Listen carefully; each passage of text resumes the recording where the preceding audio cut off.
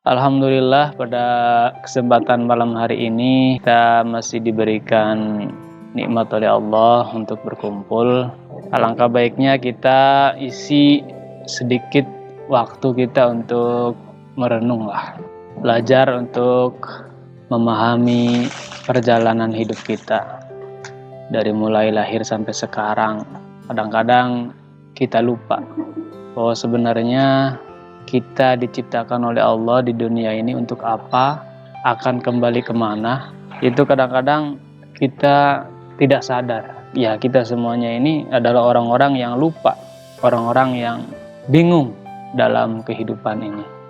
Bingung itu ya nggak tahu dari mana, sedang apa, dan mau kemana. Padahal setiap makhluk yang diciptakan Allah itu ada awalan, ada akhiran. Hidup yang sedang kita jalani ini sebenarnya untuk apa?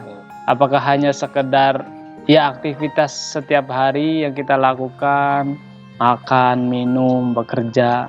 Apa ada tujuan lain selain itu? Nah, seorang mukmin yang baik adalah kita belajar untuk merenunglah bahwa ternyata tujuan hidup kita itu bukan hanya untuk sekedar makan dan minum. Kita manusia memang selalu ada baik dan buruk.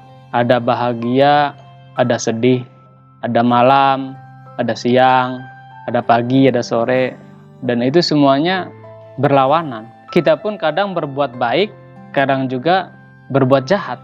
Sebagai seorang mukmin, kita harus belajar untuk menyeimbangkan diri kita dalam posisi apakah kita berbuat baik atau kita berbuat jahat. Di sini dikatakan bahwa min alamati i'timadi alal amal nuqsanur roja inda wujudi zalal. Salah satu tanda-tandanya kita ini terlalu mengandalkan amal kita, terlalu mengandalkan kemampuan kita, kehebatan kita, keilmuan kita atau kekuatan kita, semuanya lah yang ada di dalam diri kita. Ciri-cirinya ialah ketika kita berbuat jahat, berbuat salah, kemudian kita hilang harapan, kurang harapan ampunan dari Allah. Padahal yang harus kita lakukan sebenarnya ketika kita berbuat baik, maka kita tidak boleh terlalu bangga diri.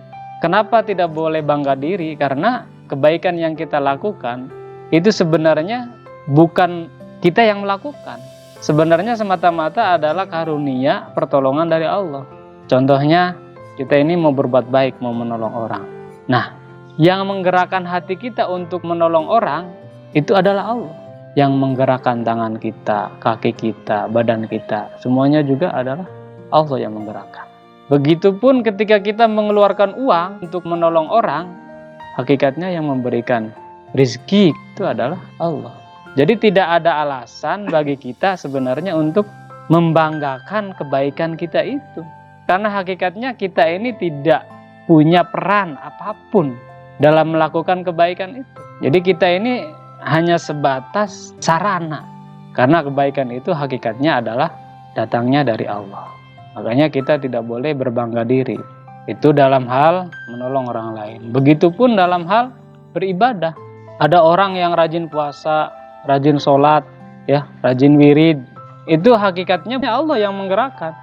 Karena kalau Allah menginginkan menyesatkan kita, kapanpun Allah bisa. Tiba-tiba nggak mau sholat, tiba-tiba kita marah-marah, nggak mau melakukan kewajiban, itu Allah mampu, sesuka-suka Allah. Oleh karenanya ibadah kita pun ya semata-mata sebenarnya Allah yang menggerakkan itu. Kebalikannya, ketika kita melakukan kejahatan ataupun kemaksiatan, maka yang harus kita lakukan ialah tetap meminta rahmat dan juga ampunan dari Allah. Karena banyak di antara kita setelah melakukan kejahatan bukannya meminta ampun kepada Allah, selalu berharap rahmat dari Allah, tapi dalam pikirannya dia ini jauh dari Allah. Ini yang harus benar-benar diwaspadai, bahwa setan itu menggoda kita bukan hanya dengan kita melakukan kejahatan, tapi setan juga menggoda kita agar kita ini berputus asa dari Allah. Sudah melakukan kejahatan, nggak mau minta ampun, ya kan? Karena ngerasa jauh dari Allah, ujung-ujungnya diteruskan dengan kejahatannya itu. Udah terlanjur, bahwa rasanya nggak bakalan diampuni Allah. Ini, jadi keseimbangan antara ketika kita berbuat baik dan juga seandainya pun kita melakukan kesalahan, itu harus dalam keadaan seimbang. Nah, kebaikan yang kita lakukan itu juga bisa menimbulkan kemaksiatan kepada Allah. Apa contohnya? Orang udah rajin ibadah, seneng nolong orang, ya, pokoknya sempurna. Tapi dia bangga dengan kebaikan-kebaikannya itu, sehingga kebaikannya ini menjadikan dia orang yang sombong. Wah, ngerasanya saya mah hebat lah, pokoknya nggak ada orang yang seperti saya gitu. Nah, justru kebaikannya ini menjadikan dia orang yang bermaksiat di hadapan Allah. Jadi kebaikan kita harus juga diwaspadai, bahwa apabila terlena, maka kebaikan itu pun akan menimbulkan kemaksiatan di hadapan Allah. Nah, sekarang kemaksiatan juga bisa menjadikan kita orang yang disayang Allah. Bagaimana kita bisa menyikapinya?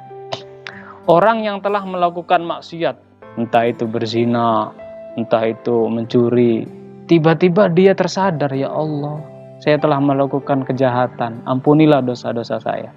Sehingga kejahatannya ini malah mengantarkan dia kepada pertaubatan yang sesungguhnya.